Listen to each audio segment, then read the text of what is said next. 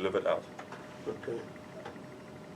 I want to move on to the third one. We're running a bit out of time, but I enjoy the conversation. Thank you for being so, in our world we call it congruent, being open and transparent. I appreciate that. The third scale, answering the question, how do we make decisions? And then on the one side, you could either have been a T or an F. T means thinking and F means feeling. Now, feeling doesn't mean you're emotional and sentimental. It just means that in decision making, when you're a feeler, that you are very considerate about people when you do make decisions, or yourself as a person. When you are a thinker, it doesn't mean intelligence per se, because feelers also have intelligence. Trust me, we have. and on the other side, it's also true that thinkers can have empathy. It's not exclusive, either the one or the other. But thinking people like your type, you like to make decisions based on logics. Some sort of coming to conclusion, step by step, thinking about it, and then come to conclusion. When you do the combination of the NT, intuitive thinking, you would typically think this is the way we should do it because in the larger whole it fits there. And it will help us with that. You can identify with that, it seems.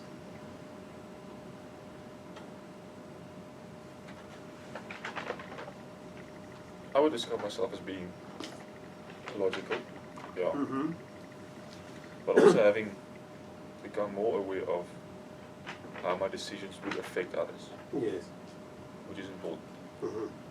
Which was not always important. I would go in a direction just thinking this is the best thing.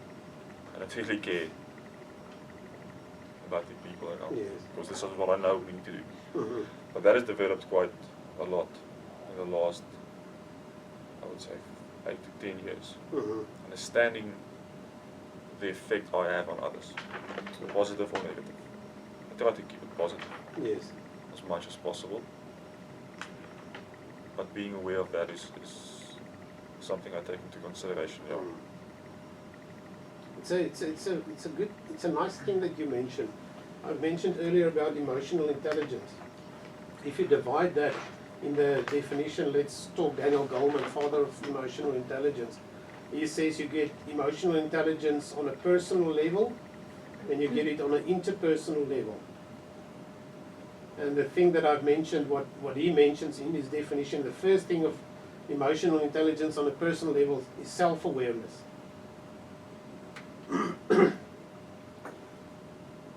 And the first thing on an interpersonal level, a level between people, is what he calls other awareness. And obviously empathy plays a role there, that we become aware of others, how they might feel, how they might experience us, what they might think in what we do. And if we can become aware of that, it might, in a positive and a constructive way, influence the way we behave towards them. I think emotional intelligence by default grows as we grow older. So you're telling the past 8 to 10 years you've grown in that area, it's good to hear. Because you want to make a difference, that I can see. You want to make a difference primarily, or that's what I hear you say, with people. So developing other awareness or empathy, I think in your development, in your new position as the manager of operations, it's going to help you a lot. The last dimension, I see we're running out of time and I want to conclude this before you go, just to explain to you the 4 scales. The last one, same kind of measurement. On the one side you could be a J or a P. J means judging and P means perceiving. Now the 4th scale has got to do with preferred lifestyle. How do you prefer in general to live your life? J, I think, is a bit of a contaminated word. When we talk about judging, we think we judge people. I just want to move you away from thinking it means that. It doesn't mean that. I think the original concept that Jung, the originator of this test, had in mind was to say you get structured people. Structure is maybe a better English word for the original German concept. So judging might be synonymous with structure. Perceiving, on the other hand, might be synonymous with spontaneous. So, taking that in consideration, you are more spontaneous, you are more open-ended, you are more go with the flow. I would guess you've got a great ability to adapt to change and actually to initiate change and love change, especially new things. People that are judging are very structured and they like to have their ducks in a row, they like to have things in a certain order. If it doesn't happen like that, it's very difficult for them. People like you might be, you know where you're going because you're a visionary.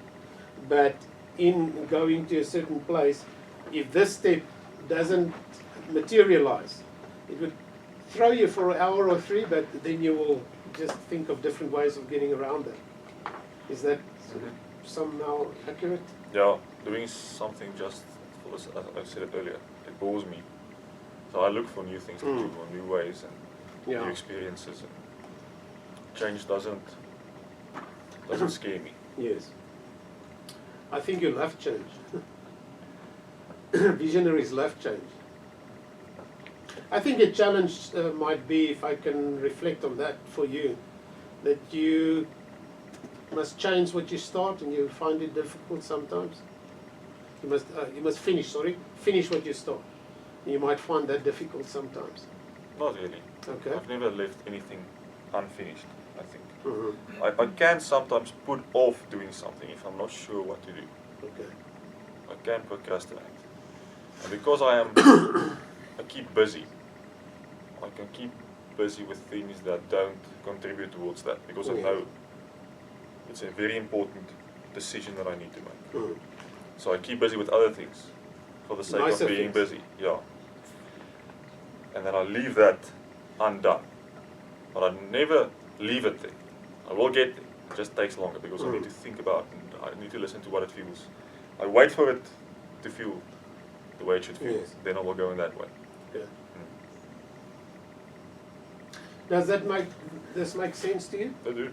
Okay.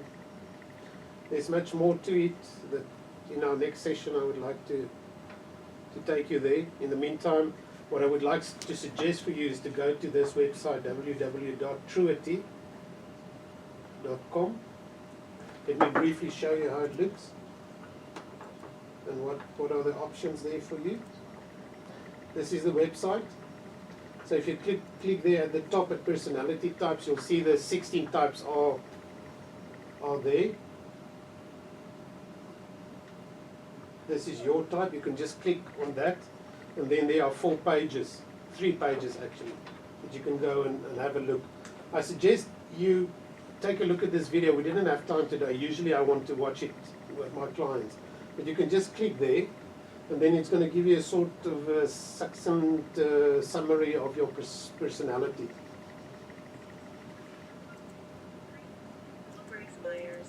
It is also known as the visionary. ENTP stands for extroverted. So have a look at that too. We can take it further next time when I see you. Thanks for engaging. I appreciate that. All right. Thanks.